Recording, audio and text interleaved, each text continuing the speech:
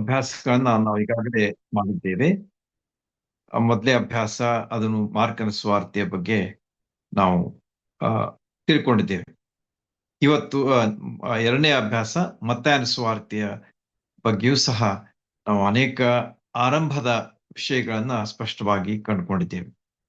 ಇವತ್ತು ನಾವು ಮೂರನೆಯ ಒಂದು ಸುವಾರ್ತೆ, ಅದ್ಯಾವುದು? ಲೂಕನ ಸುವಾರ್ತೆಯ ಆರಂಭವನ್ನು ಯಾವ ರೀತಿಯಾಗಿ ಅಲ್ಲಿ ನಾವು ದೇವರ ಆತ್ಮನ ಸಹಾಯದಿಂದ ಮಾಡ್ತಾನೆ ಎಂಬುದನ್ನ ನಾವು ತಿಳ್ಕೊಳ್ಳಿಕ್ಕೆ ಪ್ರಯತ್ನ ಮಾಡೋಣ. ಈಗಾಗಲೇ ಓದಂತ ಭಾಗದಲ್ಲಿ ಒಂದು ಮಾತು ನಮಗ ಕಂಡು ಬರ್ತದೆ. ಶ್ರೀಮತ್ ಥಿಯೋಫಿಲನೆ ಎಂಬುದಾಗಿ ಹೇಳಿದಂತ ಒಂದು ಮಾತು. ಇದು ಎಷ್ಟೋ ಸಲ ನಮಗ ಬಹಳ ಸಲ ಓದಿರಬಹುದು. ಶ್ರೀಮತ್ ಥಿಯೋಫಿಲನೆ ಅಂತ ಹೇಳುವಾಗ ಅದರ ಅರ್ಥ ಏನು ಎಂಬುದನ್ನು ಸ್ವಲ್ಪ ನಾವು ತಿಳ್ಕೊಂಡಿರ್ಬೇಕು. ಇದೊಂದು ಆರಂಭದ ಒಂದು ಭಾಗ. ಆದ ಕಾರಣ ಆರಂಭದಲ್ಲಿಯೇ ಇರ್ತಕ್ಕಂಥ ಈ ಒಂದು ವಿಚಾರ ನಮಗ ಗೊತ್ತಿರ್ಬೇಕಂತ ಹೇಳಿ ನಾನು ನಿಮಗೆ ಸ್ವಲ್ಪ ಎಕ್ಸ್ಪ್ಲೈನ್ ಮಾಡ್ಲಿಕ್ಕೆ ಪ್ರಯತ್ನ ಮಾಡ್ತೇನೆ. ಶ್ರೀಮತ್ ಥಿಯೋಫಿಲನೆ ಎಂದು ಸಂಬೋಧಿಸಿದ್ದು ಏನ್ ತೋರಿಸ್ತದೆ ಎಂಬುದಾಗಿ ನಾವು ನೋಡುವಾಗ, ಇದು ಒಬ್ಬ ವ್ಯಕ್ತಿಯ ವಿಷಯವಾಗಿ ಹೇಳುತ್ತದೆ ಮತ್ತು ನಮ್ಮೆಲ್ಲರಿಗೂ ಸಹ ಅದು ಒಂದು ಸಂಬೋಧನೆಯಾಗಿದೆ ಎಂಬುದನ್ನ ನಾವು ಮೊದಲೇದಾಗಿ ತಿಳ್ಕೊಳ್ಬೇಕು. ಶ್ರೀಮತ್ ಥಿಯೋಫಿಲನೆ ಅಂತಂದ್ರೆ ಕೇವಲ ಅವನಿಗಷ್ಟೇ ಅಂತಲ್ಲ, ಆದ್ರೆ ಓದುವಂತ ಎಲ್ಲರಿಗೂ ಅದು ಅನ್ವಯಿಸುವಂತ ಒಂದು ವಿಷಯ ಆಗಿದೆ ಅಂತ ಹೇಳಿ ಮೊದಲೇದಾಗಿ ನಾವು ಅದರ ಅರ್ಥ ಮಾಡ್ಕೊಳ್ಬೇಕು. ಎರಡನೇದಾಗಿ ಇದರ ಅರ್ಥ ಏನಪ್ಪಾ? ಶ್ರೀಮತ್ ಅಂತ ಹೇಳಿ ಆಂಗ್ಲ ಭಾಷೆಯಲ್ಲಿ ನಾವು ನೋಡುವಾಗ ಅದರ ಒಂದು ಅರ್ಥ ಅತ್ಯುತ್ತಮನು ಅಂತ ಹೇಳಿ ಅದರ ಅರ್ಥ. ದ ವೆರಿ ಗುಡ್ ಒನ್ ಅಂತ ಹೇಳಿ ಅದರ ಅರ್ಥ ಆಗ್ತದೆ ಆಂಗ್ಲ ಭಾಷೆಯಲ್ಲಿ. ಶ್ರೀಮತ್ ಅಂತಂದ್ರೆ ಅತ್ಯುತ್ತಮನು ಎಂಬುದಾಗಿ. ಎರಡನೇದಾಗಿ ಥಿಯೋಫಿಲನೆ ಎಂಬುದಾಗಿ ಹೇಳುವಾಗ ಅದರ ಅರ್ಥ ಏನು? ಅವನೊಬ್ಬ ವ್ಯಕ್ತಿ ಆಗಿದ್ದ. ಹಿ was A person serving in the Roman government. ಅವನು ಒಬ್ಬ ರೋಮ್ ಸರ್ಕಾರದ ಅಧಿಕಾರಿ ಆಗಿರಬಹುದು ಅನ್ನುವಂಥ ಒಂದು ವಿಚಾರ ನಮ್ಮ ಕಣ್ಣು ಮುಂದೆ ಬರ್ತದೆ. ಮತ್ತು ಅವನ ವಿಷಯವಾಗಿ ಇನ್ನೂ ಹೆಚ್ಚಿನ ಒಂದು ವಿಷಯ ನಮಗೆ ತಿಳಿದು ಬರ್ತದೆ. ಏನಂತಂದ್ರೆ ಅವನು ಕ್ರೈಸ್ತನಾಗಿದ್ದ. ಹಿ ವಾಸ್ ಎ ಕ್ರಿಶ್ಚಿಯನ್ ಎಂಬುದಾಗಿ ನಮಗ ಅವನ ವಿಷಯವಾಗಿ ಓದುವಾಗ ಅಭ್ಯಾಸ ಮಾಡುವಾಗ ಕಂಡು ಬರ್ತದೆ. ಈ ರೀತಿಯಾಗಿ ಅತ್ಯುತ್ತಮನು ಮೊದಲನೇದಾಗಿ, ಎರಡನೇದಾಗಿ ರೋಮ್ ಸರ್ಕಾರದ ಅಧಿಕಾರಿ, ಮತ್ತು ಮೂರನೇದಾಗಿ ಕ್ರೈಸ್ತನೂ ಸಹ ಆದಂಥ ಒಬ್ಬ ವ್ಯಕ್ತಿ ಶ್ರೀಮತ್ ಥಿಯೋಫಿಲನೆ ಎಂಬುದಾಗಿ ಹೇಳುವಂತ ಒಂದು ಮಾತಿನ ಅರ್ಥ. ಹೀಗೆ ದೇವರು ವಿಶೇಷವಾದ ರೀತಿಯಲ್ಲಿ ವಿಶೇಷ ವ್ಯಕ್ತಿಗಳ ಒಂದು ಪರಿಚಯ ನಮಗ ಮಾಡಿಕೊಡ್ತಾನೆ. ಇದು ನಮಗ we would have never expected that ಈ ರೀತಿಯಾಗಿ ದೇವ್ರು ಮಾಡಿರಬಹುದು ಅನ್ನುವಂಥ ಒಂದು ವಿಚಾರ ನಮ್ಗ ಬರುದಿಲ್ಲ. ಆದ್ರೆ ದೇವ್ರಿಗೆ ಗೊತ್ತಿದೆ ಏನಂತ ಹೇಳಿ, ಯಾವ ಹೊತ್ತಿನಲ್ಲಿ ಯಾವ ವ್ಯಕ್ತಿಯನ್ನ ಯಾವ ಸಂದರ್ಭದಲ್ಲಿ ಉಪಯೋಗಿಸ್ಕೊಳ್ಬೇಕು ಎಂಬುದು ಆತನಿಗೆ ತಿಳಿದ ಕಾರಣ ಇಲ್ಲಿ ಆ ವ್ಯಕ್ತಿಯ ಒಂದು ಪರಿಚಯವನ್ನ ನಮಗ ಮಾಡ್ತಾ ಇದ್ದಾನೆ.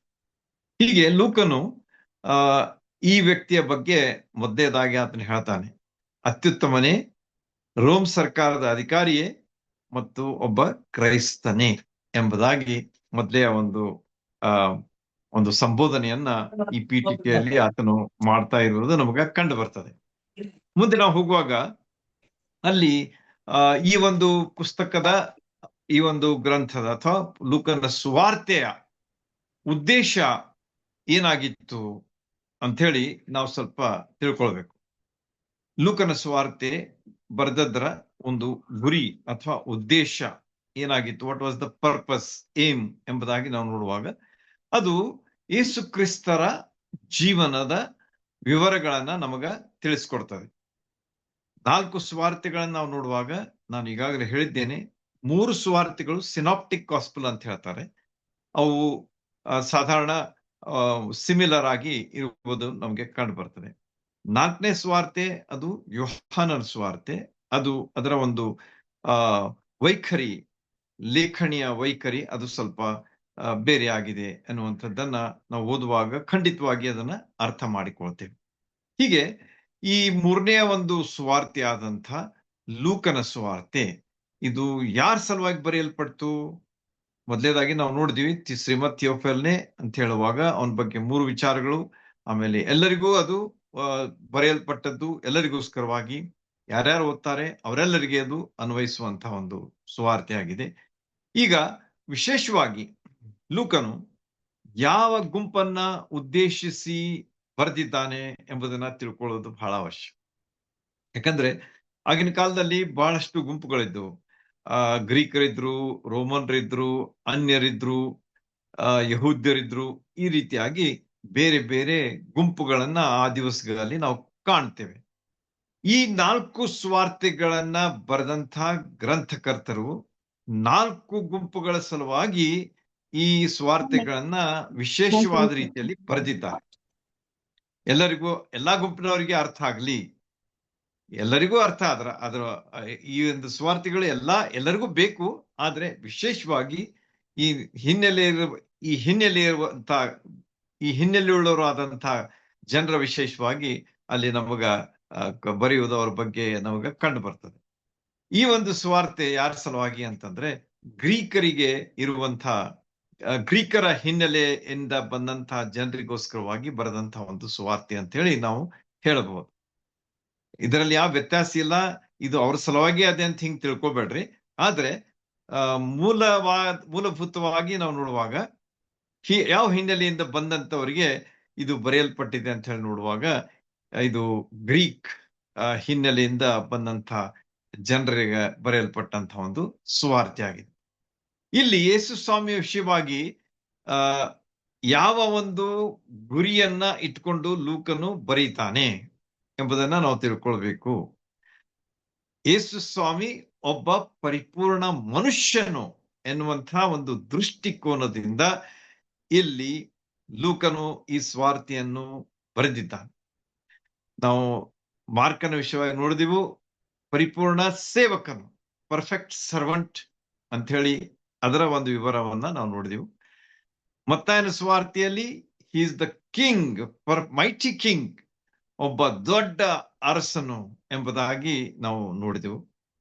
ಈ ಹೊತ್ತು ನಾವು ನೋಡ್ಲಿರುವಂತ ಈ ಒಂದು ಸುವಾರ್ತೆ, ಲೂಕನ ಸುವಾರ್ತೆ, ಅದು ಏನಾಗಿದೆ ಅಂತಂದ್ರೆ ಯೇಸು ಸ್ವಾಮಿ ಒಬ್ಬ ಪರಿಪೂರ್ಣ ಮನುಷ್ಯನಾಗಿ ಇವತ್ತು ನಮಗೆ ಇಲ್ಲಿ ತೋರಿಸಲ್ಪಟ್ಟಿದ್ದಾನೆ ಈ ಸುವಾರ್ತೆಯಲ್ಲಿ ಎಂಬ ಒಂದು ದೃಷ್ಟಿಕೋನವನ್ನ ನಾವು ಇಟ್ಕೊಂಡು ಅಭ್ಯಾಸವನ್ನ ಮಾಡಿದ್ರೆ ಹೆಚ್ಚಿನ ಒಂದು ಗ್ರಹಿಕೆ ನಮಗ ಉಂಟಾಗ್ತದೆ.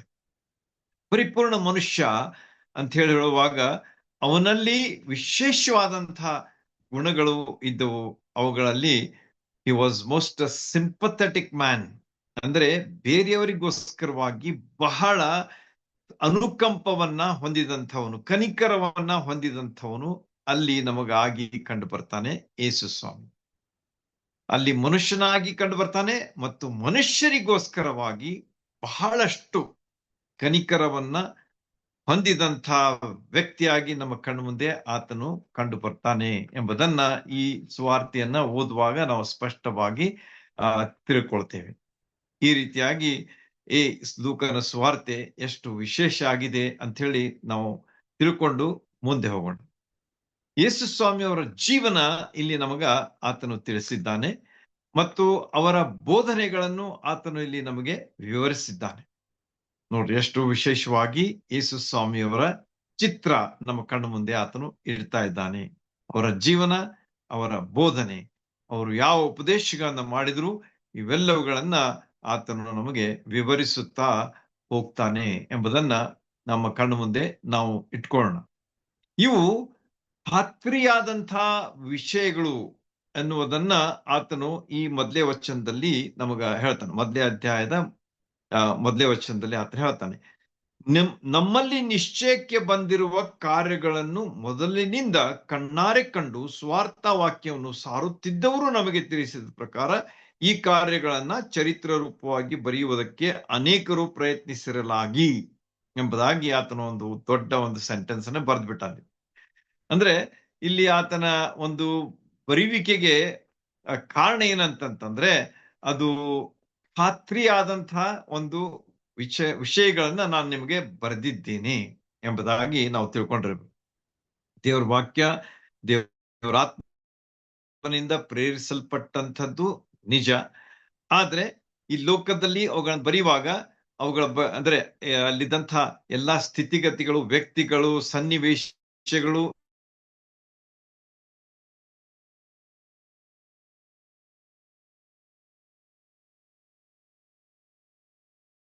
ಗ್ರಂಥ ಬರೆಯುವುದು it's not an easy thing.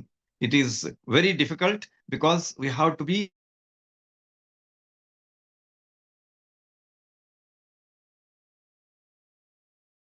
Very sure of what the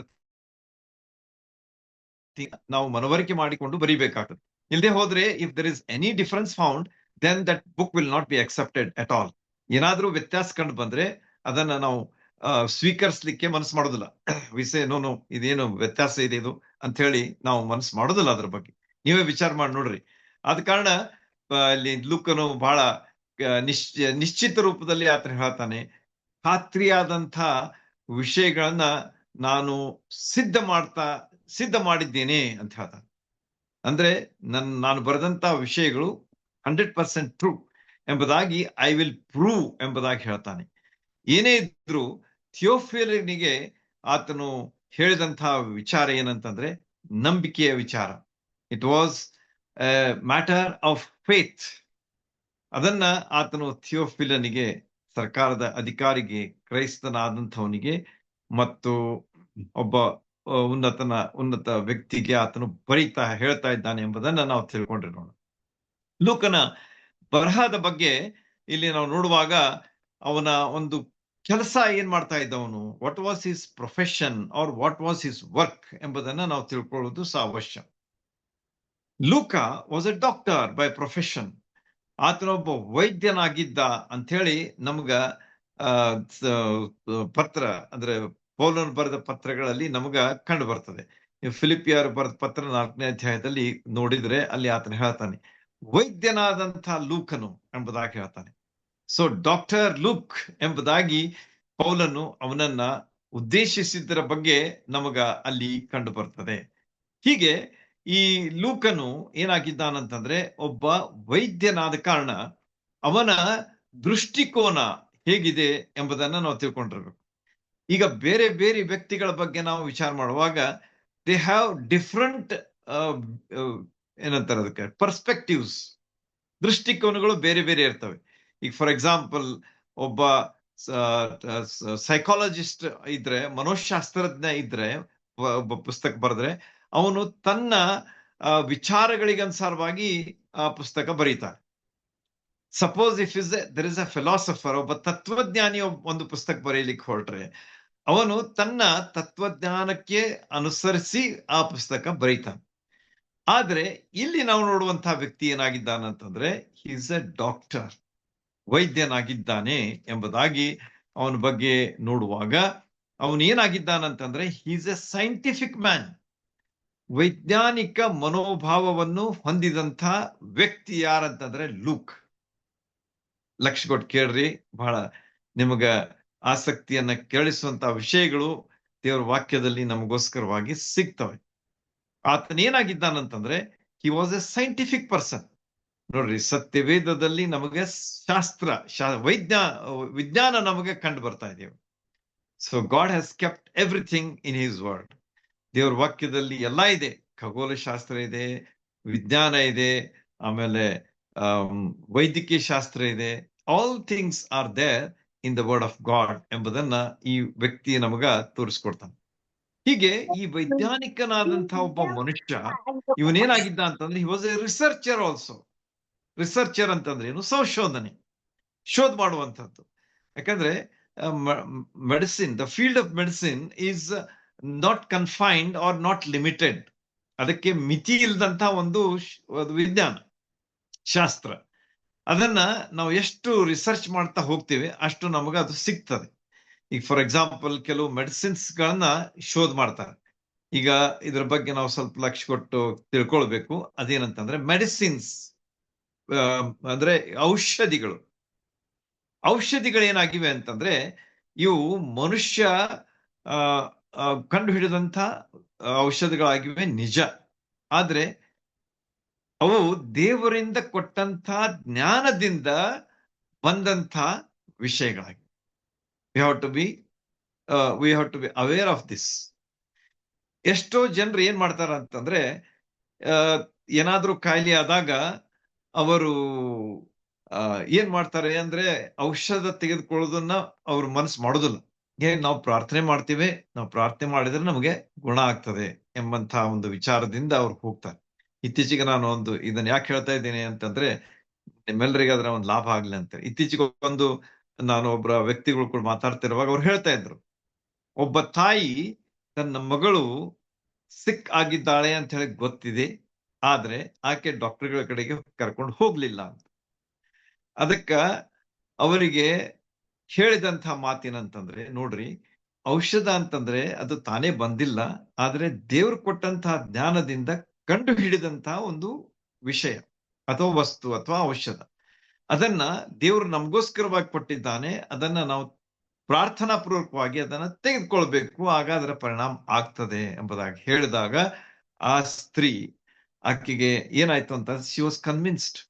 ಆಕೆಗೆ ಅದು ಅರ್ಥ ಆಯ್ತು. ಆಗ ಆಕೆ ಹೇಳಿದ್ಲಂತ, ಓಕೆ, ನಾನು ಹೋಗಿ ನನ್ನ ಮಗುವನ್ನ ಡಾಕ್ಟರ್ ಕಡೆಗೆ ತೆಗೆದುಕೊಂಡು ಹೋಗ್ತೇನೆ ಮತ್ತು ಔಷಧಕ್ಕ ಅಂದ್ರೆ ಇದನ್ನ ನಾನು ಇದನ್ನ ಡಾಕ್ಟರ್ ಕಡೆಗೆ ತೋರಿಸ್ತೇನೆ ಅನ್ನುವಾಗ ಎಂಬುದಾಗಿ ಅಲ್ಲಿ ಅವರು ಹೇಳಿದ್ದು ನಮಗ ನೆನಪಾಗ್ತದೆ. ಈ ರೀತಿಯಾಗಿ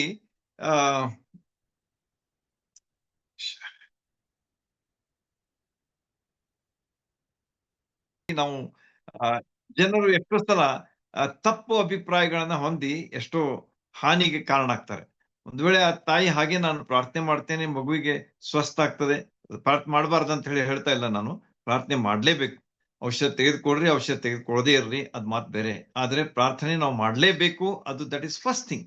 ಆದ್ರೆ ನಾವು ದೇವ್ರು ಕೊಟ್ಟಂತಹ ಕೆಲವು ವಿಷಯಗಳನ್ನ ನಾವು ತೆಗೆದುಕೊಂಡ್ರೆ ಅದು ತಪ್ಪಲ್ಲ ಅಂತ ಹೇಳಿ ನಮ್ಗ ತಿಳಿದು ಬರ್ತದೆ. ಯಾಕಂದ್ರೆ ಔಷಧ ಸಹ ದೇವರು ಕೊಟ್ಟಂತಹ ಜ್ಞಾನದಿಂದ ಅದು ಬಂದದ್ದು ಅಂತ ಹೇಳಿ ನಾವು ತಿಳ್ಕೊಂಡಿರ್ಬೇಕು. ಈ ರೀತಿಯಾಗಿ ರಿಸರ್ಚ್, ನಾನು ಯಾಕೆ ಇದನ್ನು ಹೇಳಿದೆ ಅಂತಂದ್ರೆ, ರಿಸರ್ಚ್ ಅಂತಂದ್ರೆ ಏನು? ಸಂಶೋಧನೆ ನಡೀತಿರ್ತದೆ. ನಾನು ಎಷ್ಟೋ ಸಲ ಕೆಲವು ಸಲ ಮೆಡಿಕಲ್ ಶಾಪ್ಗೆ ಹೋದಾಗ ಅವ್ರು ಹೇಳ್ತಾ ಇದ್ರು ಏನಂತ ಹೇಳಿ, ಮೊದಲಿನ ಏನು ಔಷಧಗಳು ಬರ್ತವೆ, ದೇ ಆರ್ ಅಂಡರ್ ರಿಸರ್ಚ್. ಅವುಗಳನ್ನ ಅವರು ಕೊಡುವಾಗ ಕೆಲವು ಸೈಡ್ ಎಫೆಕ್ಟ್ಸ್ ಇರ್ತವೆ, ಆದ್ರೆ ಆಮೇಲೆ ಅವುಗಳನ್ನ ರಿಫೈನ್ ಮಾಡ್ತಾ ಹೋಗ್ತಾರೆ ಅಂತ ಹೇಳ್ತಿದ್ರು. ರಿಫೈನ್ ಮಾಡ್ತಾ ಹೋದ ಹಾಗೆ ಅದರ ಸೈಡ್ ಎಫೆಕ್ಟ್ಸ್ ಕಡಿಮೆ ಆಗ್ತಾ ಹೋಗ್ತವೆ ಅಂತ. ಇದು ಒಂದು ವೈದ್ಯಕೀಯ ಶಾಸ್ತ್ರದ ಒಂದು ಸಂಶೋಧನೆಯ ಒಂದು ವಿಷಯಗಳು. ಹೀಗೆ ಈ ಒಬ್ಬ ವ್ಯಕ್ತಿ ಡಾಕ್ಟರ್ ಲೂಕ್, ಪ್ರಿಯ ಡಾಕ್ಟರ್ನೇ ಎಂಬುದಾಗಿ ಕರೆಸಿಕೊಳ್ಳಲ್ಪಡ್ತಿರುವಂತಹ ಪೌಲನ ಒಬ್ಬ ಸಂಗಾತಿ. He was a companion in the missionary journey ಎಂಬುದಾಗಿ ಅವನ ಬಗ್ಗೆ ನಾವು ಕಾಣ್ತೇವೆ. ಈ ರೀತಿಯಾಗಿ ಲೂಕ ಏನಾಗಿದ್ದ ಅಂತಂದ್ರೆ, ಅವನು ಡಾಕ್ಟರ್ ಆಗಿದ್ದ ಮತ್ತು ಸಂಶೋಧಕ ಆಗಿದ್ದ. ಆದ ಕಾರಣ ವೈಜ್ಞಾನಿಕ ವ್ಯಕ್ತಿಯಾದಂಥ ಈ ಮನುಷ್ಯನು ಏನಾಗಿದ್ದ ಅಂತಂದ್ರೆ, ಇವನು ಅನ್ಯನಾಗಿದ್ದ. Another thing that we note about this man is he was not a Jew. ಯಾಕಂದ್ರೆ ಇದನ್ನ ನೀವು ಹೇಗೆ ಹೇಳ್ತೀರಿ ಎಂಬುದಾಗಿ ನನಗೆ ಪ್ರಶ್ನೆ ಹಾಕಿದ್ರೆ, ಸತ್ಯವೇದದಲ್ಲಿ ಅನೇಕ ರೆಫರೆನ್ಸ್ಗಳಿವೆ. ಕೊಲೋಸೆಯವರಿಗೆ ಬರೆದ ಪತ್ರದಲ್ಲಿದೆ, ಆಮೇಲೆ ತಿಮೋತಿಗೆ ಬರೆದ ಪತ್ರದಲ್ಲಿದೆ, ಫಿಲಿಪ್ಪಿ ಅವರಿಗೆ ಬರೆದ ಪತ್ರದಲ್ಲಿದೆ. ಅವುಗಳಲ್ಲಿ ನೀವು ನೋಡಿದ್ರೆ ಪೌಲನು ಒಂದು ಗುಂಪನ್ನು ಹೇಳ್ತಾನೆ. ಸುನ್ನತಿ ಮಾಡಿಸಿಕೊಂಡವರ ಗುಂಪಿನಲ್ಲಿ ಈ ಎಲ್ಲಾ ಜನರು ಇದ್ದಾರೆ ಎಂಬುದಾಗಿ ಆತನು ಹೇಳ್ತಾನೆ. ಆ ಹೆಸರುಗಳಲ್ಲಿ ಲೂಕನ ಹೆಸರು ಬರುವುದಿಲ್ಲ. ಆದ ಕಾರಣ ಅವನು ಯಹೂದ್ಯನಾಗಿರಲಿಲ್ಲ, ಆದ್ರೆ ಅನ್ಯನಾಗಿದ್ದ ಅಂತ ಹೇಳಿ ನಮಗ ಕಂಡು ಬರ್ತದೆ. ಅರ್ಥ ಆಯ್ತು ಅನಿಸ್ತದ ನನಗೆ. He was not a circumcised person because his name was not in the group of the circumcised people. ಆದ ಕಾರಣ ಅವನು ಅನ್ಯ ಜನರಲ್ಲಿ ಒಬ್ಬನಾಗಿದ್ದ ಎಂಬುದಾಗಿ ನಮಗ ಅದರ ಅರ್ಥ. ಈ ರೀತಿಯಾಗಿ ಲೂಕ ಏನಾಗಿದ್ದ ಅಂತಂದ್ರೆ ಒಬ್ಬ ಅನ್ಯನಾಗಿದ್ದ ಮತ್ತು ಪೌಲನ ಒಬ್ಬ ಸಂಗಡಿಗನಾಗಿದ್ದ, ಜೊತೆಗಾರನಾಗಿದ್ದ ಎಂಬುದಾಗಿಯೂ ಸಹ ಅವನ ಬಗ್ಗೆ ನಾವು ಸ್ಪಷ್ಟವಾಗಿ ತಿಳ್ಕೊಳ್ತೇವೆ. ಅಷ್ಟೇ ಅಲ್ಲದೆ ಅವನು ಒಬ್ಬ ಡಾಕ್ಟರ್ ಆಗಿದ್ದ, ವೈಜ್ಞಾನಿಕ ವ್ಯಕ್ತಿ ಆಗಿದ್ದ, ಸಂಶೋಧಕನಾಗಿದ್ದ ಮತ್ತು ಯೇಸು ಸ್ವಾಮಿಯವರ ಬಗ್ಗೆ ಅವನು ಏನಾಗಿದ್ದ ತಿಳ್ಕೊಂಡಂತಹ ವ್ಯಕ್ತಿ ಆಗಿದ್ದ ಎಂಬುದಾಗಿ ನಮಗ ತಿಳಿದು ಬರ್ತದೆ. ಅವನು ಬಹಳಷ್ಟು ರಿಸರ್ಚ್ ಮಾಡಿ ಬರೆದಂಥ ಈ ಒಂದು ಪುಸ್ತಕ ಏನಾಗಿದೆ ಅಂತಂದ್ರೆ ಲೂಕನ ಸುವಾರ್ತೆ. ಆತನ ಒಬ್ಬ ಬರಹಗಾರನಾಗಿದ್ದ. ಹಿ ವಾಸ್ ಅ ರೈಟರ್ ಎಂಬುದು ನಮಗ ತಿಳಿದಿರಬೇಕಾದಂತ ವಿಷಯ. He was a doctor and also he was a writer. So double merit ನಲ್ಲಿ ನಮಗ ಕಂಡು ಬರ್ತದೆ. ಈ ರೀತಿಯಾಗಿ ಒಬ್ಬ ಅನ್ಯನಾದಂತಹ ಈ ಲೂಕನ ವಿಷಯವಾಗಿ ನಾವು ನೋಡುವಾಗ ದೇವರು ಎಷ್ಟು ದೊಡ್ಡ ಅವಕಾಶವನ್ನ ಅವನಿಗೆ ಕೊಟ್ಟನು ಅಂತ ಹೇಳಿ. God has no favourites. ತಿರುಗಿ ಹೇಳ್ತಿರ್ತೇನೆ ನಾ ಇದನ್ನ. ಎಷ್ಟೋ ಸಲ ನಾವೇನ್ ಮಾಡ್ತೀವಿ ಅಂತಂದ್ರೆ, ನಮಗ ಆಗುದಿಲ್ರಿ, ಅದು ಕೆಲವರಿಗೆ ಅಷ್ಟೇ ಅದು ಗಿಫ್ಟ್ ಅದೇ, ಅಥವಾ ದೇವ್ರ ಅವ್ರನ್ನ ಆಶೀರ್ವಾದ ಕೊಟ್ಟಾನೆ, ಅವ್ರ ದೇವ್ರು ಕೊಟ್ಟಾನೆ, ದೇವ್ರು ಮಾಡ್ತಾರಂತ ಎಷ್ಟೋ ಸಲ ಹೇಳುವುದನ್ನ ನಾವು ಕೇಳ್ತೇವೆ. ಆದ್ರೆ that is not right. God is impartial. ದೇವರು ಪಕ್ಷಪಾತಿ ಅಲ್ಲ ಎನ್ನುವಂಥದ್ದನ್ನ ದೇವ್ರ ವಾಕ್ಯವೇ ನಮಗೆ ತಿಳಿಸ್ತದೆ. He is not a partial person, partial god, but he is a impartial god. ಆತನಿಗೆ ಎಲ್ಲರೂ ಸಮನಾಗಿದ್ದಾರೆ. ದೇವರು ಎಲ್ಲರನ್ನ ಪ್ರೀತಿಸ್ತಾನೆ. ದೇವರು ಎಲ್ಲರಿಗೆ ಕೊಟ್ಟಿದ್ದಾನೆ. ಆದ್ರೆ ಅದರ ಸದುಪಯೋಗ ನಾವು ಮಾಡ್ತಾ ಇಲ್ಲ. We are not making use of it. ಅದನ್ನ ನಾವು ತಿಳ್ಕೊಂಡಿರ್ಬೇಕು. It is not God's consideration, but it is our consideration. ದೇವ್ರು ನಮ್ಗೆ ಕೊಟ್ಟಾನೆ, ಆದ್ರೆ ಅದರ ಉಪಯೋಗ ನಾವು ಮಾಡ್ತಾ ಇಲ್ಲ. ಹೀಗೆ ನಮ್ಮ ಜೀವನದಲ್ಲಿ ನಾವು ಯಾವಾಗಲೂ ಇದನ್ನ ತಿಳ್ಕೊಂಡು ನಾವು ಯಾವಾಗಲೂ ಲಾಭದಾಯಕವಾಗಿ ಈ ಲೋಕದಲ್ಲಿ ಜೀವಿಸುವರಾಗಿರ್ಬೇಕಂದ್ರೆ ದೇವರಿಗೆ ನಾವು ಲಾಭದಾಯಕವಾದಂತಹ ವ್ಯಕ್ತಿಗಳಾಗಿ ಜೀವಿಸಬೇಕಾದದ್ದನ್ನ ಈ ವ್ಯಕ್ತಿ ನಮಗ ತೋರಿಸಿಕೊಡ್ತಾನೆ. ಒಬ್ಬ ಲೇಖಕರಾಗಿದ್ದ ಮತ್ತು ದೇವರು ಈ ಅನ್ಯ ವ್ಯಕ್ತಿಗೆ ಕೊಟ್ಟಂತಹ ಒಂದು ದೊಡ್ಡ ಒಂದು ಆಶೀರ್ವಾದ ಏನಂತಂದ್ರೆ, he has written 2 books. One is the Gospel according to Luke. ಎರಡನೇ ಪುಸ್ತಕ ಯಾವುದಂತಂದ್ರೆ ಆಕ್ಟ್ಸ್ ಆಫ್ ದಿ ಅಪೋಸ್ಟಲ್ಸ್, ಅಪೋಸ್ತಲರ ಕೃತ್ಯಗಳು ಎಂಬಂಥ ಈ ಪುಸ್ತಕವನ್ನು ಬರೆದಂತ ಹೆಗ್ಗಳಿಕೆಗೆ ಪಾತ್ರನಾಗಿದ್ದಾನೆ. ಯಾರಂತಂದ್ರೆ ಲೂಕನಾಗಿದ್ದಾನೆ. ನೀವು ಅದರ ಬಗ್ಗೆ ಕೇಳಿದ್ರೆ ಅಲ್ಲಿಯೂ ಸಹ ಆರಂಭ ಹೀಗೆ ಆಗ್ತದೆ. ಶ್ರೀಮತ್ ಥಿಯೋಫಿಲನೆ ಎಂಬುದಾಗಿ ಆರಂಭಿಸಿದಂಥ ಪುಸ್ತಕ, ಎರಡನೇ ಪುಸ್ತಕ ಯಾವುದಂತಂದ್ರೆ ಅಪೋಸ್ತಲರ ಕೃತ್ಯಗಳು. ಈ ರೀತಿಯಾಗಿ 2 ಪುಸ್ತಕಗಳನ್ನ ಆತನು ಬರೆದಿದ್ದಾನೆ. ನೀವು ಅವುಗಳ ಲೆಕ್ಕಾಚಾರ ಹಾಕಿದ್ರೆ 24 ಚಾಪ್ಟರ್ಸ್ ಇನ್ ಲೂಕ್ಸ್ ಗಾಸ್ಪಲ್, 24 ಅಧ್ಯಾಯಗಳು, 28 ಅಧ್ಯಾಯಗಳು ಅಪೋಸ್ತಲರ ಕೃತ್ಯಗಳು. So totalling 52 chapters. ಹೊಸ ಒಡಂಬಡಿಕೆಯಲ್ಲಿ 52 ಅಧ್ಯಾಯಗಳನ್ನ ಬರೆದಂಥ ವ್ಯಕ್ತಿ ಯಾರಾಗಿದ್ದಾರಂತಂದ್ರೆ ಲೂಕನಾಗಿದ್ದಾನೆ. ಸೊ ನೆಕ್ಸ್ಟ್ ಟು ಪಾಲ್ ಅಂತ ಹೇಳಬಹುದು. ನಾವು ಪೌಲನು ಬರೆದಂತ ಪತ್ರಿಕೆಗಳನ್ನೇ ನಾವು ನೋಡುವಾಗ ಅಧ್ಯಾಯಗಳಿಗೆ ನಾವು ಹೋಲಿಸಿದ್ರೆ he has written, he is the first in the list. ಆದ್ರೆ ನಾವು ವಚನಗಳ ಒಂದು ಲೆಕ್ಕಾಚಾರ ಹಾಕಿದ್ರೆ I think luke comes first ಅನಿಸ್ತದ ನನಗೆ. ನಾ ಹಾಕಿಲ್ಲ ಲೆಕ್ಕ, ಆಮೇಲೆ ಹಾಕಿ ಹೇಳ್ತೇನೆ ಬೇಕಂದ್ರೆ, ಅಥವಾ ನೀವೇ ಮಾಡಬಹುದು ಲೆಕ್ಕ ಅದನ್ನ.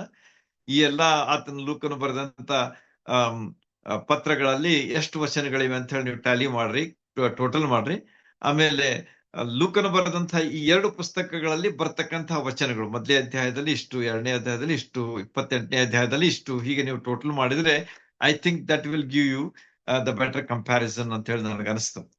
ಈಗ ಅಧ್ಯಾಯಕ್ಕನುಸಾರವಾಗಿ ನೋಡಿದ್ರೆ ಪೌಲನು ಬರೆದಂತಹ ಪತ್ರಗಳಲ್ಲಿ ಹೆಚ್ಚು ಅಧ್ಯಾಯಗಳಿವೆ. Luke comes second. ಆದರೆ ವಚನಗಳಿಗೆ ಅನುಸಾರವಾಗಿ ನೋಡಿದ್ರೆ ನನಗನ್ನಿಸ್ತದೆ ಲೂಕನೇ ಹೆಚ್ಚು ಬರೆದಾನ ಅಂತ ಅನಿಸ್ತದೆ. Anyway, that's not very important. The quantity is not very important always. ಅದನ್ನ ನಾವು ತಿಳ್ಕೊಂಡಿರ್ಬೇಕು. ಆದ್ರೂ ಕೂಡ ನಾವು ಒಂದು ವಿಷಯ ಏನಂತಂದ್ರೆ, ದೇವರು ಏನ್ ಮಾಡ್ತಾನಂತಂದ್ರೆ ಯಾರನ್ನೂ ಉಪಯೋಗಿಸ್ತಾನೆ, whether he is a Jew or a Gentile ಎಂಬುದನ್ನ ನಾವು ತಿಳ್ಕೊಂಡು ನಾವು ಆತನಿಗೆ ಯಾವಾಗ್ಲೂ ಉಪಯುಕ್ತರಾಗಿರ್ಬೇಕು. We should be always useful to him. ನಾವು ಉಪಯುಕ್ತ ಪಾತ್ರೆಗಳಾಗಿರ್ಬೇಕು ಅಂತ ಹೇಳಿ ನಾವು ಪೌಲನು ತನ್ನ ಪತ್ರಗಳಲ್ಲಿ ಬರೆಯುವುದನ್ನ ನೋಡ್ತೀವಿ. V should B the chosen vessels for his work. ಆತನ ಸೇವೆಗಾಗಿ ಆರಿಸಲ್ಪಟ್ಟಂತ ಪಾತ್ರೆಗಳಾಗಿರ್ಬೇಕು ಎಂಬುದನ್ನ ನಾವು ತಿಳ್ಕೊಂಡು ನಮ್ಮ ಪಾತ್ರ ಏನು, ಪಾತ್ರೆಗಳ ಪಾತ್ರ ಏನು ಎಂಬುದನ್ನ ನಾವು ತಿಳ್ಕೊಂಡು ಅದರ ಪ್ರಕಾರ ಮಾಡಬೇಕಾದದ್ದು ಬಹಳ ಅವಶ್ಯ. ಓಕೆ, ಮುಂದೆ ನೋಡುವಾಗ ಅವನೇನು ಹೇಳ್ತಾನೆ ನೋಡ್ರಿ, ನಾನು ಬುಡದಿಂದ ಎಲ್ಲವನ್ನು ಚೆನ್ನಾಗಿ ವಿಚಾರಿಸಿದವನಾದ ಕಾರಣ.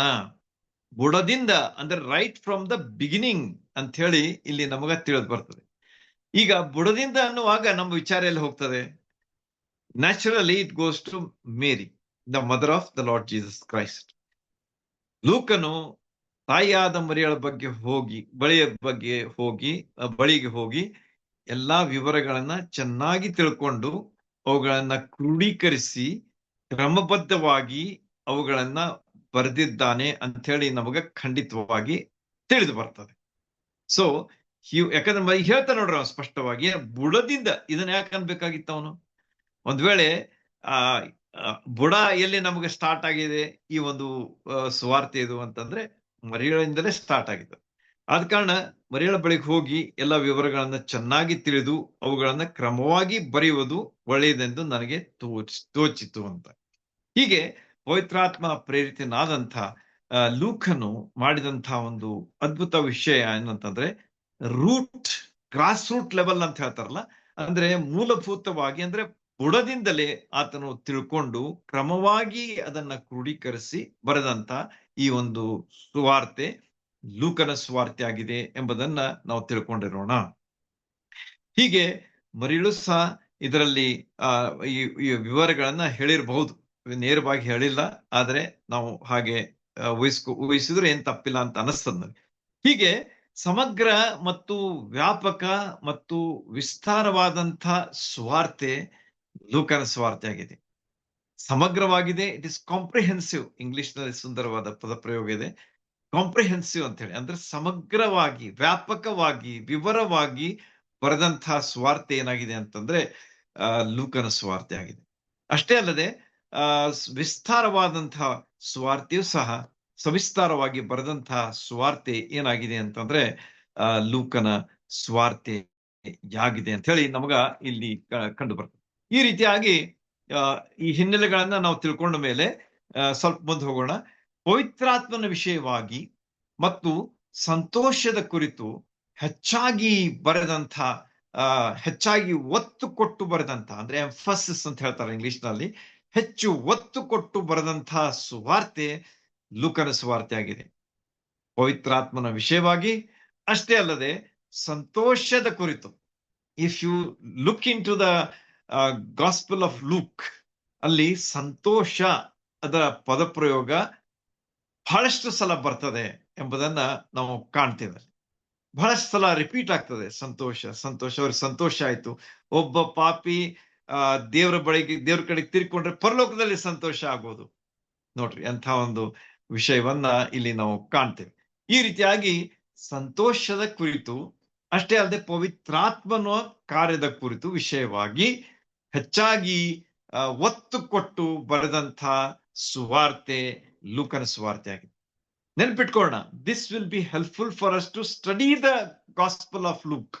ನೀವು ಹೇಳಬಹುದು, ಇದನ್ನೆಲ್ಲ ಯಾಕೆ ಹೇಳ್ತಾ ಇದ್ದೀರಿ, ನಮಗೇನ್ ಗೊತ್ತದೆ ಅಂತ ಹೇಳಿದ್ರು ಕೂಡ ನಾನು ನಿಮ್ಗೆ ಹೇಳಿಕ್ ಮನಸ್ಸ್ಯಾಕ್ ಮಾಡ್ತಾ ಇದ್ದೀನಿ ಅಂತಂದ್ರೆ, you should know the background. ಅದರ ಹಿನ್ನೆಲೆ ಏನು, ಅದರಲ್ಲಿ ಯಾವ ಮುಖ್ಯ ವಿಚಾರಗಳಿವೆ ಮತ್ತು ಅವುಗಳನ್ನು ಓದುವಾಗ ನಮಗ ಅದು ಏನೇನು ತಿಳಿಸ್ತದೆ, ಇವುಗಳನ್ನ ನಾವು ಸ್ವಲ್ಪ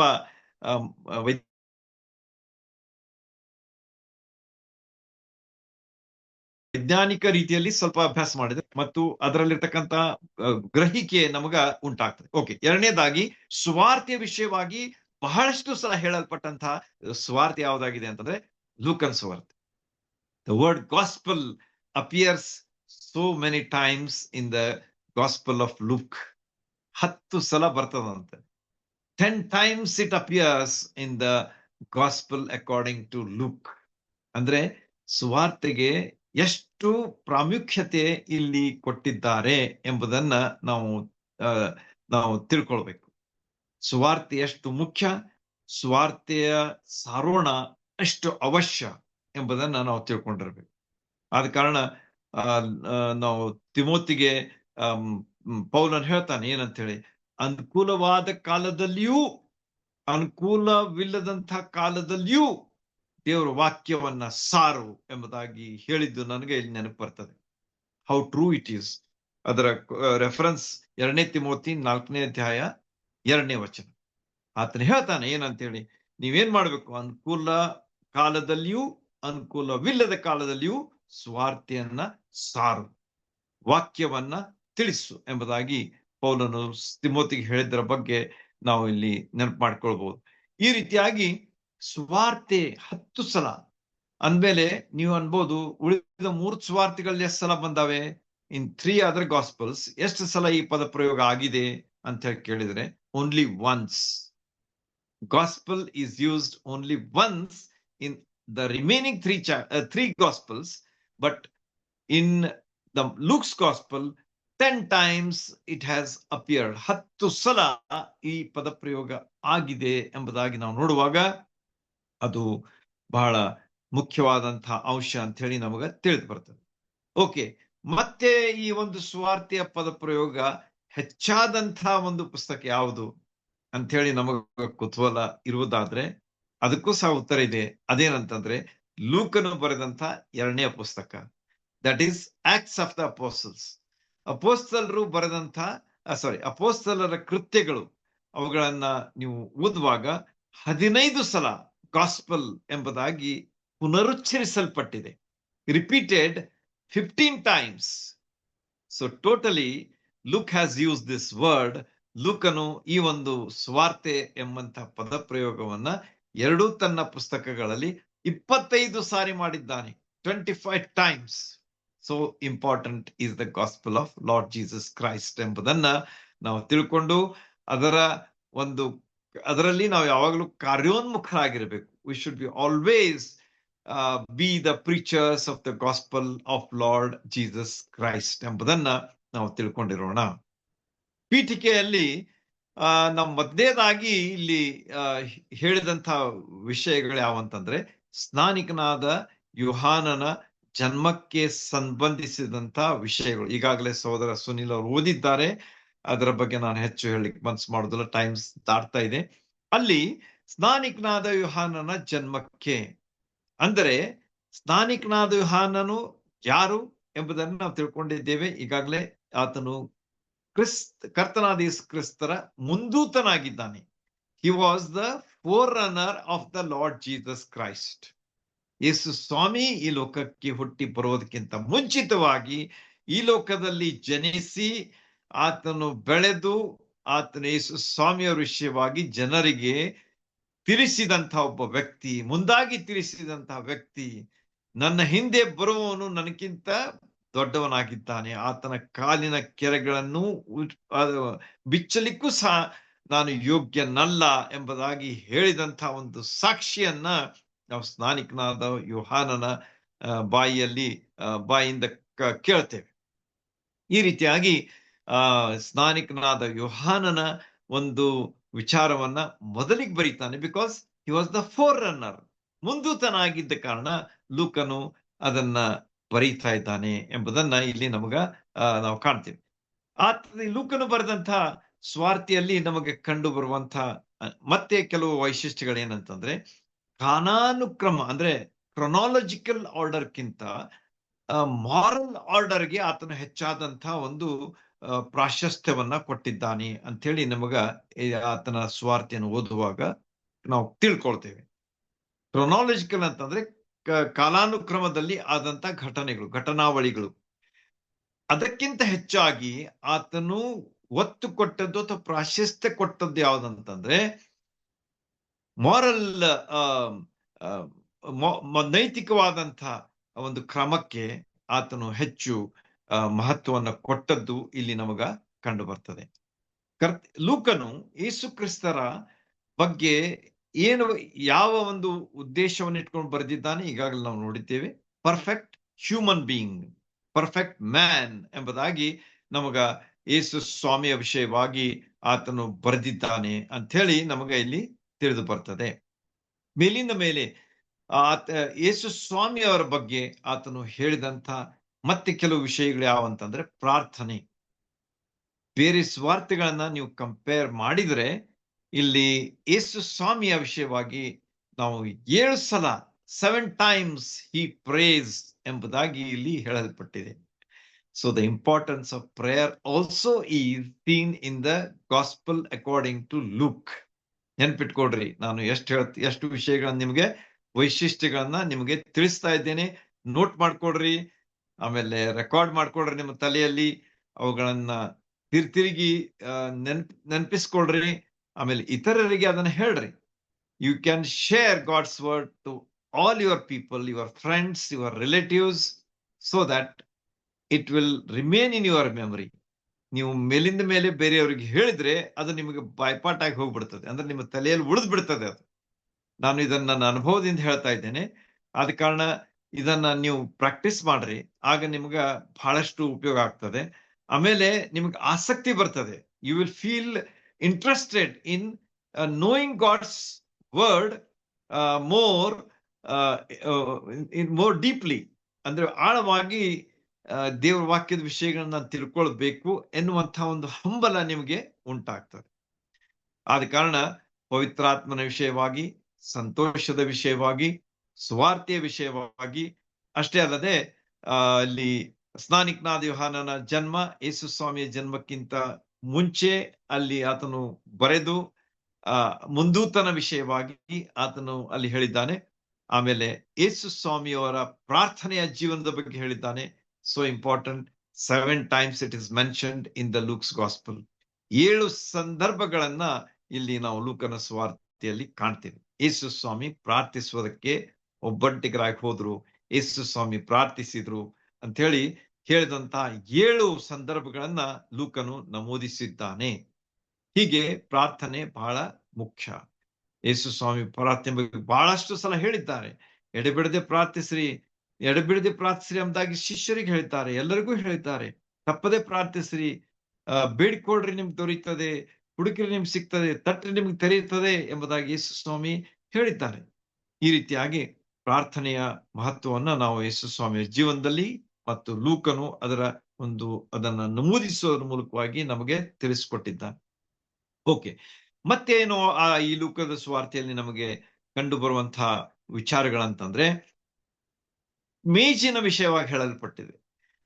ಮೇಜು ಅಂತ ಹೇಳಿದ್ರೆ ನೀವು ಅನ್ಬೋದು, ಏನ್ರಿ ಯಾಕೆ ಹೇಳ್ತಾ ಇದ್ರಿ ಇದನ್ನ?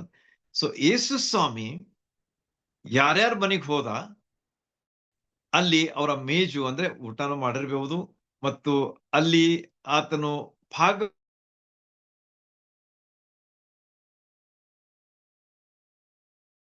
ಭಾಗವಹಿಸಿದಂತಹ ವ್ಯಕ್ತಿಗಳ ಬಗ್ಗೆ, ಹೌಸಸ್, ಜನರ ಕುಟುಂಬಗಳಿಗೆ, ಮನೆಗಳಿಗೆ ಭೇಟಿ ಕೊಟ್ಟು ಅವರೊಂದಿಗೆ ಅನ್ಯೋನ್ಯತೆಯನ್ನು ಸಹ ಪಡೆದಿರಬಹುದು ಅನಿಸ್ತದೆ. ಹೀಗಿರುವಾಗ ನಮಗೆ 5ನೇ ಅಧ್ಯಾಯದಲ್ಲಿ ನೋಟ್ ಮಾಡ್ಕೊಡ್ರಿ, ಇದನ್ನ ಎಷ್ಟು ಸಲ ಈ ಒಂದು ಸಂದರ್ಭ ಬಂದದ ಅಂತಂದ್ರೆ 9 times, 9 ಸಂದರ್ಭಗಳನ್ನ ಯೇಸು ಸ್ವಾಮಿ ಮತ್ತು ಮೇಜು ಇದರ ಬಗ್ಗೆ ನಾವು ಲೂಕನ ಸುವಾರ್ತೆಯಲ್ಲಿ ಕಾಣ್ತೇವೆ. 5ನೇ ಅಧ್ಯಾಯ ನೋಟ್ ಮಾಡ್ಕೊಡ್ರಿ, 7ನೇ ಅಧ್ಯಾಯ, 9ನೇ ಅಧ್ಯಾಯ, 10ನೇ ಅಧ್ಯಾಯ, 11ನೇ ಅಧ್ಯಾಯ, 14ನೇ ಅಧ್ಯಾಯ, 19ನೇ ಅಧ್ಯಾಯ, 22ನೇ ಅಧ್ಯಾಯ, ಕೊನೆಯದಾಗಿ ಎಮ್ಮಾಹುಸ್, ಇಬ್ಬರು ಶಿಷ್ಯರು ಹೋಗ್ತಾ ಇದ್ರು, ಅವ್ರು ಕೂಡ ಯೇಸು ಸ್ವಾಮಿ ಅವರ ಮನೆಗೆ ಹೋಗಿ ಅವರ ಮನೆಯಲ್ಲಿದ್ದಂಥ ಮೇಜಿನ ಮೇಲೆ ಇದ್ದಂಥ ರೊಟ್ಟಿಯನ್ನ ಮುರಿದು ಕೊಡುವಂಥ ಸಂದರ್ಭವನ್ನ ನೆನಪಿಸ್ಕೊಡ್ರಿ. ಈ ರೀತಿಯಾಗಿ 9 ಸಂದರ್ಭಗಳನ್ನ ಯೇಸು ಸ್ವಾಮಿಯ ಜೀವನದಲ್ಲಿ ಈ ಮೇಜಿನ ವಿಷಯವಾಗಿ ನಾವು ಕಾಣ್ತೇವೆ. ಅಂದ್ರೆ ಯೇಸು ಸ್ವಾಮಿ ಕುಟುಂಬಗಳ ಬಗ್ಗೆ ಎಷ್ಟು ಆಸಕ್ತಿಯನ್ನ ವಹಿಸಿದ್ರು ಎಂಬುದು ಇಲ್ಲಿ ನಮಗ ಕಂಡು ಬರುವಂತಹ ಒಂದು ಅಂಶ. He was concerned with the family. Martha ಮರಿಯರ ವಿಷಯವಾಗಿಯೂ ಸಹ ನಾವು ನೋಡ್ತೇವೆ. ನಾವು ಜಕ್ಕಾಯನ ಮನೆಯಲ್ಲಿಯೂ ಸಹ ಯೇಸು ಸ್ವಾಮಿ ಹೋಗಿ ಊಟ ಮಾಡಿದ್ದನ್ನ ನಾವು ನೋಡ್ತೇವೆ. ಈ ರೀತಿಯಾಗಿ ಯೇಸು ಸ್ವಾಮಿ ಏನಾಗಿದ್ರು ಅಂತಂದ್ರೆ, he was concerned about the families also ಎಂಬುದಾಗಿ, ಮತ್ತು ಅವರಲ್ಲಿ ಅವರ ಮನೆಯಲ್ಲಿರ್ತಕ್ಕಂಥ ಮೇಜಿನ ಮೇಲೆ ಕುಳಿತು ಊಟ ಮಾಡಿದಂಥ ಈ 9 ಸಂದರ್ಭಗಳನ್ನ ನಾವು ನೆನಪಿನಲ್ಲಿ ಇಟ್ಕೊಳ್ಳೋಣ. ಓಕೆ, ಮತ್ತೇನ್ ಹೇಳ್ತಾನೆ ಹಾಗಾದ್ರೆ ಯೇಸು ಸ್ವಾಮಿಯ ಬಗ್ಗೆ ಲೂಕನು? ಕೆಲವು ಮುಖ್ಯವಾದಂತ ಅಂಶಗಳನ್ನ ಹೇಳ್ತಾನೆ. ನಾನು ವಿವರಿಸ್ತಾ ಇಲ್ಲ, ಯಾಕಂದ್ರೆ ಸಮಯ ದಾಟ್ತಾ ಇದೆ. ನೀವು ಲಕ್ಷ್ಯ ಕೊಟ್ಟು ಕೇಳ್ರಿ, ನೀವು ಸ್ವಲ್ಪ ಅಭ್ಯಾಸ ಮಾಡ್ರಿ, ಆಗ ನಿಮಗೆ ಹೆಚ್ಚಿನ ವಿವರಗಳನ್ನ ನೀವು ಪಡೆದುಕೊಳ್ಳಲಿಕ್ಕೆ ಸಾಧ್ಯವಾಗ್ತದೆ. ಯಾಕಂದ್ರೆ not everything can be explained. ಯಾಕಂದ್ರೆ ನಾನು ಎಕ್ಸ್ಪ್ಲೈನ್ ಮಾಡ್ತಾ ಹೋದ್ರೆ ಬಹಳಷ್ಟು ಸಮಯ ಹೋಗ್ಬಿಡ್ತದೆ, ಆಮೇಲೆ ಅಭ್ಯಾಸ ಅಷ್ಟಕ್ಕಷ್ಟ ಉಳಿದು ಬಿಡ್ತದೆ. ಅದ ಕಾರಣ ಜಸ್ಟ್ ನೋಟ್ ಮಾಡ್ಕೊಡ್ರಿ, ಮತ್ ನೀವು ಅದನ್ನ ಅಭ್ಯಾಸ ಮಾಡ್ಲಿಕ್ಕೆ ನಾನು ನಿಮ್ ಪ್ರೋತ್ಸಾಹಿಸ್ತಾ ಇದ್ದೇನೆ. I am encouraging to study God's word.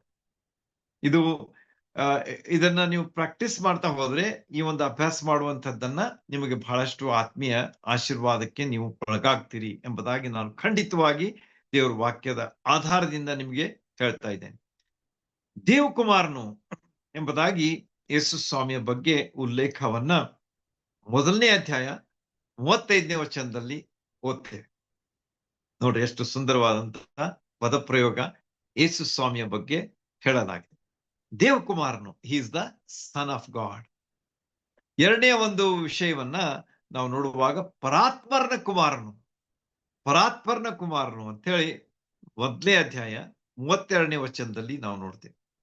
ಪರಾತ್ಪರನ ಕುಮಾರನು. ಮೂರನೇದಾಗಿ ನಾವು ನೋಡುವಾಗ 1ನೇ ಅಧ್ಯಾಯ 35ನೇ ವಚನದಲ್ಲಿ ಪವಿತ್ರವಾದಂತ ಶಿಶು, ಹೋಲಿ ಚೈಲ್ಡ್ ಎಂಬುದಾಗಿ ಹೇಳಲ್ಪಟ್ಟಿದೆ. ಇವೆಲ್ಲ ಯಾರ ಸಲುವಾಗಿ ಹೇಳಲ್ಪಟ್ಟಿವೆ ಅಂತಂದ್ರೆ ಯೇಸು ಸ್ವಾಮಿಯವರ ಸಲುವಾಗಿ ಹೇಳಲ್ಪಟ್ಟಿವೆ. ಈ ರೀತಿಯಾಗಿ ಪರಾತ್ಪರನ ಕುಮಾರ, ಪವಿತ್ರ ಶಿಶು, ದೇವಕುಮಾರ ಮತ್ತು ದಾವೀದನ ಸಿಂಹಾಸನ ಆತನಿಗೆ ಕೊಡುವೆನು ಎಂಬುದಾಗಿ ಹೇಳಿದಂತಹ ಮಾತು 1ನೇ ಅಧ್ಯಾಯ 32ನೇ ವಚನ.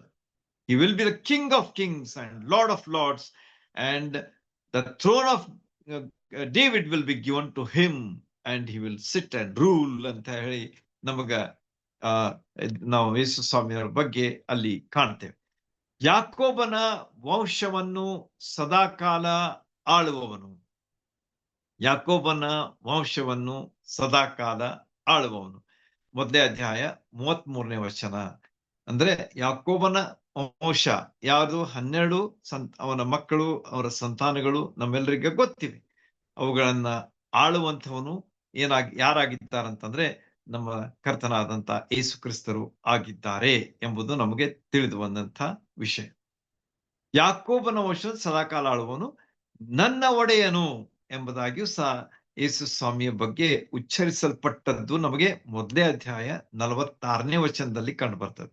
ನಾನು ಇದನ್ನ ಯಾಕೆ ಹೇಳ್ತಾ ಇದ್ದೀನಿ ಅಂತಂದ್ರೆ ಯೇಸು ಸ್ವಾಮಿಯ ಒಂದು ವೈಶಿಷ್ಟ್ಯ, ಎಷ್ಟು ಒಬ್ಬ ವ್ಯಕ್ತಿ ಆದ್ರೆ ಆತನಿಗಿರುವಂತ ಹೆಸರುಗಳು, ಅವನಿಗಿರುವಂತ ಅವನ ಕಾರ್ಯ ವಿಷಯಗಳು ಎಷ್ಟು ವಿಶೇಷವಾಗಿವೆ ಎಂಬುದನ್ನ ನಾವು ತಿಳ್ಕೊಂಡಿರ್ಬೇಕು. ಸುಮ್ನೆ ಹೆಸರಂತ ಹೇಳಿ ನೀವು ಅದನ್ನ ತಿಳ್ಕೊಂಡ್ರೆ ಅರ್ಥ ಬರುದಿಲ್ಲ. ಆದ್ರೆ ಅದರ ಹಿಂದೆ ಇರ್ತಕ್ಕಂಥ ಆತನ ಕಾರ್ಯ ಏನು ಅಂತ ಹೇಳಿ ನಾವು ಸ್ವಲ್ಪ ಹಿಂದೆ ಹೋಗಿ ವಿಚಾರ ಮಾಡಿದ್ರೆ ಎಷ್ಟು ವಿಶೇಷವಾಗಿದೆ ಎಂಬುದು ನಮಗ ತಿಳಿದು ಬರ್ತದೆ. ಆದ ಕಾರಣ ಇದರ ಕೇವಲ ಹೆಸರಂತ ಹೇಳಿ ನೀವು ಅದನ್ನ ಟ್ರೀಟ್ ಮಾಡಬೇಡ್ರಿ, ಆದ್ರೆ ಅದರ ಹಿಂದೆ ಇರ್ತಕ್ಕಂಥ ಮಹತ್ವ ಏನಿದೆ ಎಂಬುದನ್ನ ತಿಳ್ಕೊಂಡು ನಮ್ಮ ಯೇಸು ಸ್ವಾಮಿ ಎಷ್ಟು ವಿಶೇಷವಾದಂತ ದೇವರಾಗಿದ್ದಾನೆ, ರಕ್ಷಕನಾಗಿದ್ದಾನೆ, ತಂದೆಯಾಗಿದ್ದಾನೆ ಎಂಬುದನ್ನ ನಾವು ತಿಳ್ಕೊಂಡಿರೋಣ. ಮುಂದೆ ಮತ್ತೊಂದು ವಿಚಾರ ನಮಗ 1ನೇ ಅಧ್ಯಾಯ 78ನೇ ವಚನದಲ್ಲಿ, ಇವೆಲ್ಲಾ ವಿಷಯಗಳನ್ನ ನಾನು ಯಾಕೆ ಹೇಳ್ತಾ ಇದ್ದೇನಂತಂದ್ರೆ ಲೂಕನ ಸುವಾರ್ತೆಯ ಆರಂಭದಲ್ಲಿ ಬರ್ತಕ್ಕಂಥ ವಿಷಯಗಳಿವೆಲ್ಲ. How the gospels begin with all these wonderful things ಎಂಬುದನ್ನ ನಾವು ತಿಳ್ಕೊಂಡಿರ್ಬೇಕು. ದೇವ್ರ ವಾಕ್ಯದ ಅಭ್ಯಾಸ ಎಷ್ಟು ಒಳ್ಳೆಯದಾಗಿದೆ, ನಮ್ಮ ಹೃದಯಗಳಿಗೆ ಎಷ್ಟು ಸಂತೋಷ ತರುವಂತಹ ವಿಷಯಗಳು ನಮಗ ದೇವರ ವಾಕ್ಯದಲ್ಲಿ ಸಿಗ್ತವೆ. ಈ ರೀತಿಯಾಗಿ 1:78ರಲ್ಲಿ ಒಂದು ಸುಂದರವಾದಂತಹ ವಿಚಾರವನ್ನ ಅಲ್ಲಿ ಲೂಕನ್ ಹೇಳ್ತಾ ಇದ್ದಾನೆ. The day spring from on high ಅಂತ ಹೇಳ್ತಾನೆ ಇಂಗ್ಲಿಷ್ ನಲ್ಲಿ. ಕನ್ನಡದಲ್ಲಿ ಹೀಗಿದೆ, ಮೇಲಿನಿಂದ ಅರುಣೋದಯ ಉಂಟಾಯಿತು. ಮೇಲಿನಿಂದ ಅರುಣೋದಯ ಉಂಟಾಯಿತು. ಆ ಅರುಣೋದಯ ಉಂಟು ಮಾಡಿದವರು ಯಾರಂತಂದ್ರೆ ಯೇಸು ಸ್ವಾಮಿ ಎಂಬುದನ್ನ ನಾವು ತಿಳ್ಕೊಂಡ್ರಿ.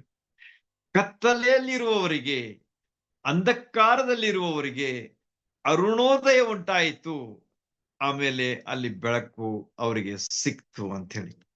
ಆದ ಕಾರಣ ಯೇಸು ಸ್ವಾಮಿ ನಮ್ಮ ರಕ್ಷಕನಾಗಿ ಆತನು ಈ ಲೋಕಕ್ಕೆ ಬಂದನು.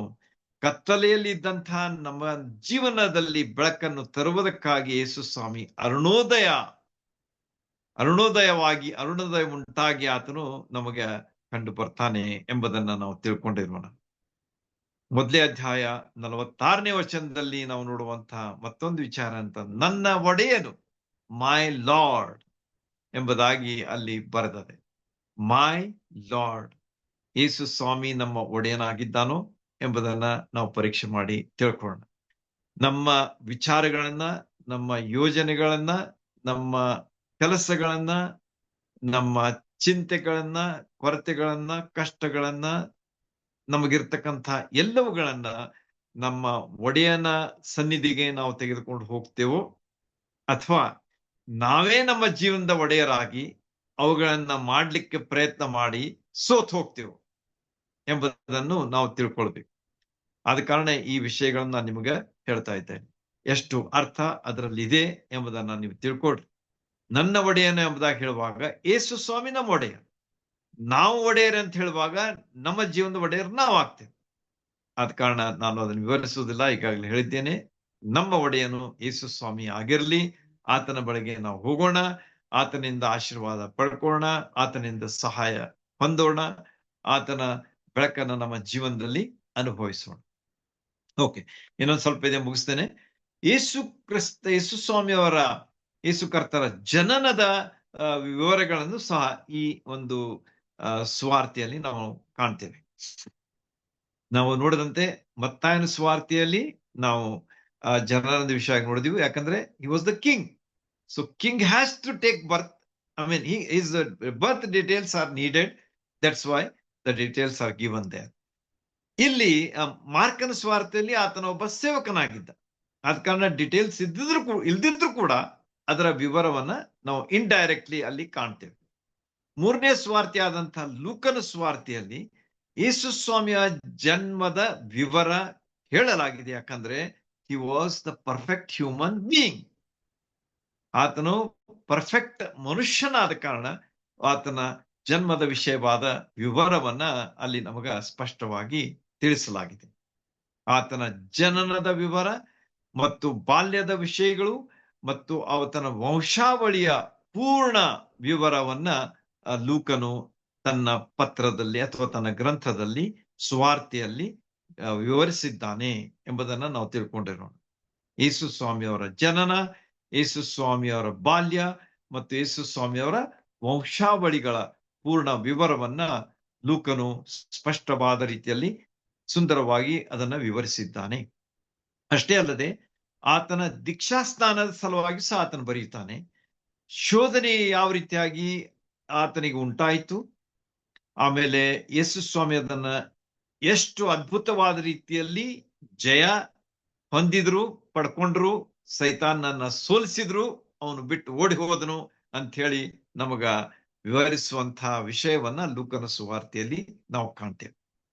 ಯೇಸು ಸ್ವಾಮಿ ಆತನೇನಾಗಿದ್ದಾನ ಅಂತಂದ್ರೆ ಜಯವೀರನಾಗಿದ್ದಾನೆ. ಇಲ್ಲಿ ಒಂದು ಸುಂದರವಾದ ಪದಪ್ರಯೋಗ ಇದೆ, ಅದರಲ್ಲಿ ರಕ್ಷಣಾ ವೀರನಾಗಿದ್ದಾನೆ. Is the captain of our salvation ಎಂಬುದಾಗಿ ನಮ್ಮ ರಕ್ಷಣೆಯನ್ನ ನಮಗೋಸ್ಕರವಾಗಿ ಪಡ್ಕೊಂಡು ನಮಗೆ ಕೊಟ್ಟಂತ ರಕ್ಷಣಾ ವೀರ, captain of salvation is our Lord Jesus Christ ಎಂಬುದಾಗಿ ಆತನ ಬಗ್ಗೆ ಲೂಕನು ತಿಳಿಸ್ಕೊಡ್ತಾನೆ. ಅಷ್ಟೇ ಅಲ್ಲದೆ ಯೇಸು ಸ್ವಾಮಿಯ ಸಾಮರ್ಥ್ಯ ಎಷ್ಟಿತ್ತು, ಅದರ ಪರಿಪೂರ್ಣತೆಯನ್ನ ನಮ್ಮ ಮುಂದೆ ಆತನು ತರ್ತಾ ಇದ್ದಾನೆ ಲೂಕ. ಯೇಸು ಸ್ವಾಮಿಯ ಸಾಮರ್ಥ್ಯ, he was almighty God, ಸರ್ವಶಕ್ತನಾಗಿದ್ದ. ಅದನ್ನ ಯಾವ ರೀತಿಯಾಗಿ ಯೇಸು ಸ್ವಾಮಿ ಈ ಲೋಕದಲ್ಲಿ ಪ್ರದರ್ಶಿಸಿದ್ರು ಅಥವಾ ತೋರಿಸಿಕೊಟ್ರು ಎಂಬುದನ್ನು ಸಹ ಲೂಕನು ಸ್ಪಷ್ಟವಾದ ರೀತಿಯಲ್ಲಿ ನಮಗೆ ತಿಳಿಸ್ಕೊಡ್ತಾನೆ.